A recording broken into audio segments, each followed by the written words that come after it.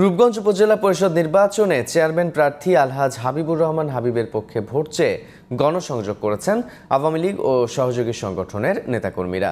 রোববার বিকেলে ভুলতা ইউনিয়নের বিভিন্ন এলাকায় গণসংযোগ করেন তারা। গণসংযোগে নেতৃত্ব দেন রূপগঞ্জ উপজেলা আওয়ামী লীগের সহসভাপতি ও গাজী গ্রুপের ব্যবস্থাপনা পরিচালক গাজী গোলাম মর্তুজা পাপ্পা। নারায়ণগঞ্জ থেকে আশিকুর রহমান হান্নানের রিপোর্ট, জানাচ্ছেন ফরিদুর রহমান।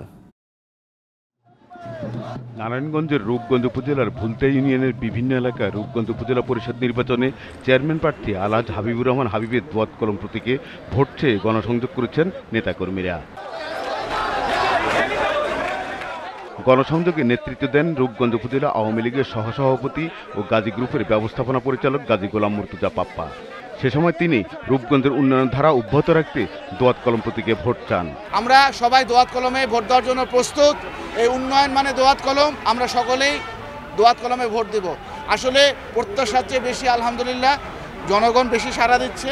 আমার ইচ্ছা এবং আমি যা বুঝতে পারছি, ইনশাল্লাহ আল্লাহ রাব্বুল আলামিন আমাদের দোয়াত কলমের বিজয় ইনশাল্লাহ আল্লাহ রাব্বুল আলামিন লিখে রেখেছেন ইনশাল্লাহ। নির্বাচনে জয়ের ব্যাপারে শতভাগ আশাবাদ ব্যক্ত করে রূপগঞ্জ উপজেলা পরিষদের চেয়ারম্যান প্রার্থী আলহাজ হাবিবুর রহমান হাবিব বলেন, তাকে নির্বাচিত করলে উন্নয়নের ধারা অব্যাহত রাখবেন। বিগত 16 বছর আমি গোলাম দোস্ত গাজী বীর প্রতীক সাহেবের সাথে ছিলাম, ওনার সাথে থাকে উন্নয়ন কর্মকাণ্ড সম্পৃক্ত হতে পেরেছি। ইনশাআল্লাহ ভবিষ্যতে আমাকে নির্বাচিত করলে আমি উন্নয়ন কর্মকাণ্ড ত্বরান্বিত করতে পারবো, আমি আশা রাখি। আগামী 21 মে অনুষ্ঠিত হবে রূপগঞ্জ উপজেলা পরিষদ নির্বাচন। Faridur Rahman, GTV news.